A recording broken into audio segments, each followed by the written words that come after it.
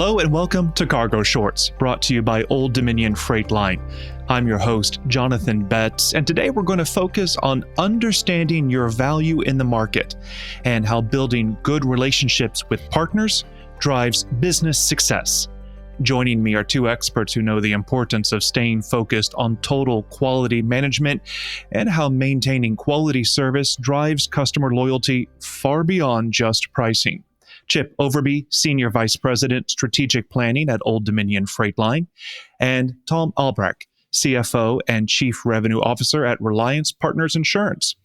Chip and Thom, great to have you with us. Thanks for joining me. Good morning.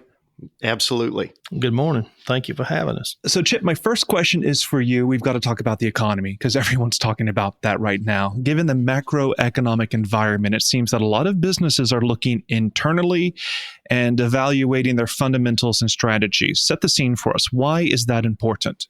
Well, I don't know that there's ever anything wrong with reflection or evaluation or taking a pulse on where your business is or what your competition may be doing or where you think you are in your strategic plan and, do you need to flex or maybe do something a little different? I think it's particularly good if you do that and you're doing it on a systemic basis or a regular cadence to doing it.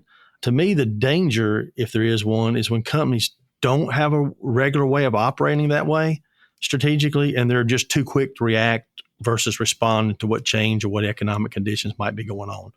Your company's foundational elements or the values really should be your guiding light in times like this. That's what you lean on, and that's what your employees can understand. That's what your customers can understand. And I think if you got a good strategic plan and a good foundation for what you're doing, that always gives you some way to point to a true north. You mentioned the macro economy right now, and Tom's probably a better expert in that than I am. But I will say this. Adversity is going to come. It's just a matter of when, right? And it might be a little bit from a foundational standpoint of, you might remember the children's church song where they sang about the wise man built the house upon the rock.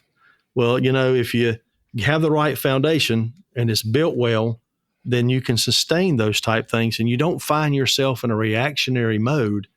You find yourself more saying, okay, hey, how do what I have supports the change that's going on and how do I adapt to it and manage my way through it. So, Thom, what do you say to that? I understand the point about values as a guiding light. A strong foundation particularly is important in tough times, but those are also sometimes the things that need to change during these tough times. So how do you try to strike a balance there? Well, cycles come and go. And I like to tell our people that, if you buy a house in Buffalo, New York, you've got to expect snow. And so if you deal in whatever your industry is, and Reliance Partners is connected to the trucking industry, yes, we're insurance, but we only work with commercial trucking companies and logistics firms. We don't do life, home, and auto. So trucking is prone to these wild cycles where you think you're going to mint gold forever, and then it ends, and you've got a difficult environment. So that analogy of Buffalo, if you have a home there, you got to expect snow. If you're going to operate in our industry or near it as a support, you've got to expect cycles that are wildly different than the economic fundamentals. For 2 years, it felt like the economy was doing better than it was based upon how trucking companies were feeling, the profits they were generating. And then now it probably feels worse than the underlying economy for a lot of trucking companies. So prepare your people. This is normal. It doesn't feel as fun during these times, but it's as normal as a home in Buffalo, New York. But beyond the trucking industry, Thom, Yep. Are there some universal principles that can form a strong foundation for long-term business success? Oh, absolutely. Number one, and I was just thinking about this the other day, and it's not like the order of importance is exactly what I'm going to rattle off, but I think a company has to know who and what they are. What's their DNA? How do they add value? Why do their customers use them? So you've got to know who and why you are, why you exist. Secondly, you've got to know how you provide value. Do you provide value because of price? Do you provide it because of exceptional service? Or is there something unique about your offering that others have not been able to replicate yet? So you've got to know how you provide value. I think a third principle is you need to know the history of your company. You need to know the history of your industry, but you also need to have a history or a general sense of the history of business. I like to say that companies that are fat and happy, they're probably 1 or 2 decades away from being upended or disrupted. So you've got to understand that disruption is going to come, even to the companies that have the proper paranoia about always wondering what's next around the corner, but know history and know what that means on a go-forward basis. Change is going to be coming. It's never the same as it was the last time, but it's going to be coming. I think a fourth principle is get your finances in order. One of the things that I talk to folks about is you need to prepare to thrive, you need to thrive, you need to prepare to endure, and then you need to endure. Those are the 4 stages every business goes through. And the smart businesses, they're 6 to 9 months ahead of the next change. So you've got to have a strong financial foundation, particularly with your balance sheet.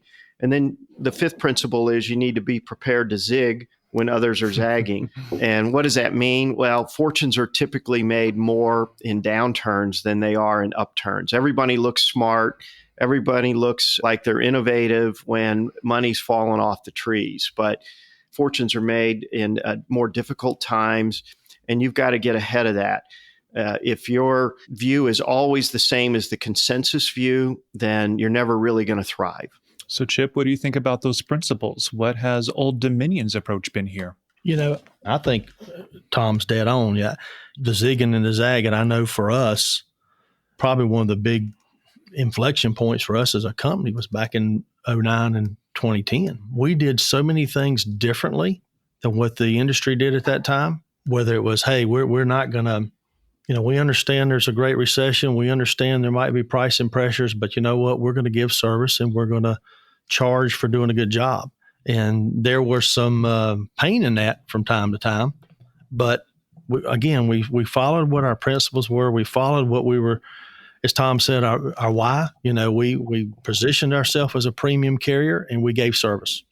And we didn't hold schedules and hope for another day and the customers would be okay. And what we found was in time that customers started coming back to us and they started saying, hey, look, that cheaper price over at brand X was great, but if I can't get my product to the shelves, it's not doing much for me. So, can we come back and let's talk about that again? And we were like, yeah, come on home. That'll be fine. Because they saw the value in being on time. They saw the value of not having chargebacks. They saw the value of being able to sell their product. And I think that's how you become a trusted partner with your customers and also with your family, our OD family. They saw the same thing. They saw, hey, this is who we are. This is what we're about. And this is how we deliver on the brand promise. Sometimes when you're a trusted partner, you got to give people bad news. It's not always, sunshine and roses. I can remember before my wife and I got married, right before we got married, I went to a dinner for a guy and his wife that were being married 50 years. And I remember asking him, his name was Emery Leonard. So, Mr. Leonard, I'm about to get married. How does this work? How do I do this for 50 years or plus, like you've done it? And one of the things he told me was, he said, Chip, you need to understand a marriage is really intended to be a done deal with a daily development. And I thought, man, that's pretty good. And that's I think what happens when you got a great partnership or you're a trusted partner. Things do change, but you do it together and you look at what's happening together with your customers and then with you. And if you can get those two parties in the boardroom instead of at the pricing table, then now you got something. And you both can win in that. I think Tom's exactly right. Your customers have got to, and your employees both have got to know what your reason for being in business is. And are you going to execute at a level that's going to create value for your customers? And they got to know, hey, my provider has a strategy that's going to support not only their growth, but mine. Because at the end of the day, Old Dominion Freight Line is an extension of that company's brand. And if we can help build their brand, we're just going to do anything but build our own. So I'm on the same page with Tom. But Tom, how do you define consistent brand value? Since I imagine for a lot of companies, a lot of vendors, price is a big part of that value. And it can be really hard, I think, to try to sell yourself as a strong value, a strong company when others are undercutting you when it comes to price. Well, again, that's pretty normal. Cycles come and go, and price competition, it just happens, whether you're selling cereal, trucking services, software. I think you just have to work with your people to help them understand that this is not abnormal. But I think a bigger point is, so when we think about branding, it's not enough, and it's really not very effective to just shout it from the hilltops to your customers on what a great brand you have. I think the biggest convincing job has to be done internally. And then when you're able to consistently get buy-in from your people on who and what your organization is about, they're going to transcend that sense, brand, and value to the customers. They're going to be the one that's talking to hundreds and thousands of customers throughout a calendar year. It can't be the C-suite doing that. So, Chip, how do you respond to that? I like this point about making sure the internal dynamic is strong first. I remember a while back reading a Gallup study that talked about it. Basically, the headline of it was, an organization's brand promise lives or dies by the employee's ability to consistently act on it. And I think that's where we are here. One of our internal things we do here is we talk about Service 2.0D.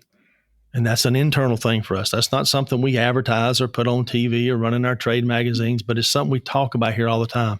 How do we take our service to the next level? How do you serve your internal customers at the next level? And I think when you do those type things, if you can get folks to not only get it in their head, but get it in their heart, now it starts translating to your customers. And it builds your culture. You can feel it. We have a lot of people visit us here at the corporate office at OD, visit our service centers, and what you hear consistently over and over is, this Old Dominion, it's real.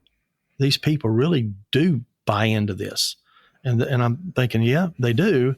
And our results show it. I mean, Tom's exactly right. I mean, if you go back and you look at our average compounded growth rate over the last several years, now, that's something a CFO or a CEO might talk about, but you don't get almost 13% over a 20-year period if you don't have if the employees aren't doing that, right?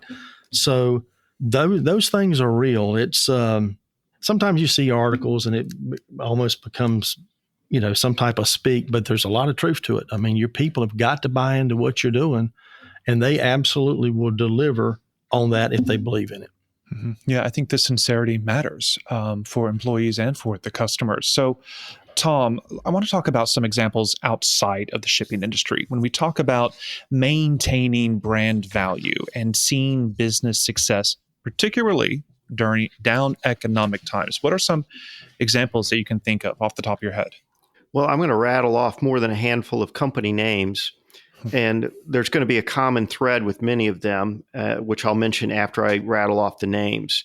So Southwest Airlines, Walt Disney, Apple, Microsoft, Delta Airlines, FedEx, UPS, Amazon, Walmart, Coca-Cola, Accenture, Samsung, Mercedes-Benz, Cisco, McDonald's, JP Morgan, and probably, a lot more. But that's a lot of names to digest, but almost all of those are well known. But there's a common thread. They've not been linear success stories for 40 or 50 years. For example, Apple in the late 90s, the stock was single digit. Steve Jobs had recently come back. He had been chased away at one point, and they had a lot that they had to get right in the next several years. And then, of course, they've become one of the great brand names in the history of American business over the last 20 years. But they had their dark moments after being a darling in the 70s and 80s, had to reinvent themselves, had to reconnect with customers. Walt Disney's had several ups and downs. When Mike Eisenberg got there, I forgot if that was the late 80s or early 90s, but they had lost their way. And more recently, they've come under a lot of criticism. So they're going through another one of these periods with, how do we remain relevant? How do we not become, the source of political jokes and barbs and things like that? Microsoft's had a similar thing. They could do no wrong in the 80s and 90s. Then they had their antitrust battle with the U.S. government and kind of lost their way under Ballmer for a while. And, under the newer CEO, and I think he's been there at least 4 or 5 years, but they've had an amazing reconnection as a tech leader with their customers. Walmart's gone through it. We could just go on and on. I think the common lesson is that if you're going to be relevant for the long term, you're also going to have some seasons of trials, seasons of reinvention. It may be because you've got your product or services out of whack with the marketplace. Those can be overcome, but you have to embrace these periods of renewal, if you will, to be even stronger for the next decade or two. Those are some interesting brands there. I mean, Chip, what do you think? How do you convey the value of your brand to customers and prospects? Well, it's interesting that as Thom was going down his list, I was thinking about maybe some that I might have as well. I think for me, maybe the number one that I might outside the industry look at is Chick-fil-A. Man, to me, that's a doggone company that knows who they are. They know what they're about. They know what their why is. Their customers know it. Even in a little town like High Point, North Carolina, where I live, there's 3 chicken brands, 3 of the 4 corners. There's Chick-fil-A, there's Bojangles, and there's Pope Chicken. Pope, yes, people call them Popeyes. Where do you think the line is always? It's always at the most expensive chicken place. Always. And I've listened to a lot of Chick-fil-A's podcasts. I've had a chance to talk to some of their leadership. And to a lot of degree, what Thom was saying, they talk a lot about building the well before you get thirsty. If you think back to the pandemic and people couldn't go into restaurants, Chick-fil-A had the app first. And that's because they were working on it before the other fast food restaurants thought about it. And look what it did for them. You think about your own Christmas party or whatever events you might be having. If you're going to bring chicken in, where do you get it? You go get the Chick-fil-A tray, right? Because you want to put your best foot forward. One that Thom mentioned, Disney, it will be interesting to see what they do and what Bob Iger does with them and how that works, because they've got some turnaround I think they got to do. At one time, that was the place you trusted to take your kids more than any place else. And you would pay, families would save for years to take their family once because they knew the experience they were going to get. They knew the quality they were going to get. They knew they could trust what was going on. Their facilities were impeccable. They were clean. I mean, the experience was just over the top. So they didn't mind paying that extra. And I think that's important. I met a guy not long ago that his name's Dr. Chuck Bamford, and he's a adjunct professor at Notre Dame and Duke.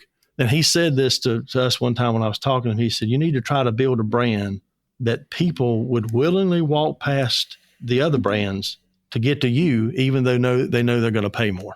And I think all those ones that Thom mentioned, a Chick-fil-A, there's one here, it's probably more of a Southern type brand or company, Krispy Kreme is a little bit like that. Man, when that hot sign comes on at Krispy Kreme, there's a line. Yep. Because people know what they're getting, right? And they can expect it. And they walk right by the other donut shops to get there. And I think part of this is innovation. I mean, Chip mentioned the Chick-fil-A app. Thom, I mean, how important is embracing new technology, new softwares with providing a good brand value? And how do you balance that with also not losing sight of your fundamentals? Well, first of all, I think for most companies, unless you are a tech company yourself, you have to never lose sight of the fact that tech exists to help you accomplish what your reasons are for being in business. Tech is not the end game for Reliance Partners, nor is it for probably 90% of most companies. We want effective tech. Sometimes that's on the leading edge, sometimes it's not, but tech is always a tool. But I wanted to piggyback also for a minute, Jonathan, if I may, on something that Chip said about getting customers to, I guess, really believe in you and desire your product or service. And years ago, Lee Iacocca, when he was at Chrysler, said something that was really interesting. Reflect back in time for a moment. Chrysler was always the third fiddle in the U.S. car market. Their market share typically was, 9 to 14%. And he said, listen, we're never going to be General Motors, which at that time had the largest market share by a large amount. He said, I would rather build a car that 70% of the marketplace hates, but 30% is passionate about, rather than building a car that 70% of the marketplace is somewhat okay with, and the other 30 doesn't really even care. They knew that they were a niche player, number 3 in the marketplace. They embraced that. And they had a great renaissance under Lee Iacocca.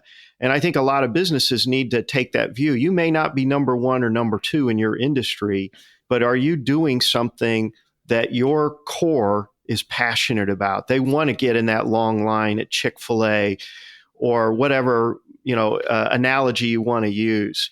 And a lot of businesses, maybe they're so in love with becoming bigger just for the sake of bigger that they lose sight of creating something that's unique and better rather than being the biggest. So Chip, as we talk about these other corporate examples, the Chryslers, the Chick-fil-A's, where does Old Dominion fit in all this? How does your company try to distinguish itself? And what lessons do you think other companies could learn from you? It's kind of interesting. Thom told that story. I've been at Old Dominion 28 years. And I think back over that period of time and, I look at our vision statement and we've never said we wanted to be the biggest. What we've said is we want to be the premier transportation company. We never really worried about how much larger somebody else was than we were, but we tried to define what premier was all about. And we certainly haven't differentiated ourselves on price. Right now we are blessed to have somewhere between an 8 to 12% margin advantage over the other publicly traded carriers. We do it on value. And, our value proposition is to give a high quality service at a fair and equitable price. That's a pretty simple statement, but there's a lot that goes behind that. And, we do it, I think, by reinvestment. And we reinvest year after year in our facilities, in our equipment, in our people, and our technology. That's where our money goes. And we do it. We're not ashamed of it. We're not ashamed of the price we charge. I would much rather look at a customer and have to explain my price than apologize for the service we've given them. And that's the way we've done it. We spend about, 10-15% of our annual revenue back in CapEx. That's a lot of money when you consider we're a $6 billion company. So even like this year, our CapEx for 2023 is over $800 million. Well, what we're saying is, hey, Mr. Customer, Miss Customer, employee, we believe in you so much. And what this does is we're willing to put that kind of investment back toward what you're trying to accomplish. And again, I think our growth proves that. I think 13 Mastio Awards in a row for being the best transcontinental carrier there in the business says a lot about it. It's a situation where you've got to do it every day. You just can't take a day off. Who was it? Was it J.J. Watts that said that success isn't owned, it's leased, and the rent's due every day? That's very, very true. So I think that's how we've tried to do it. Back to the technology thing, we spend somewhere between $20-40 million a year on technology. It's exactly what Thom said. We don't do it to be flashy. We're not a technology business. We're in the trucking business. But we use that technology as a tool and a mechanism by which to better support our customers and make our company more efficient. It's important. You've got to be willing to change when the time's right, and you got to be willing to be innovative if you're going to stay ahead of the game. Otherwise, if you stand still, sooner or later, something will pass you. Without question. Jonathan, I've got a story, if I may.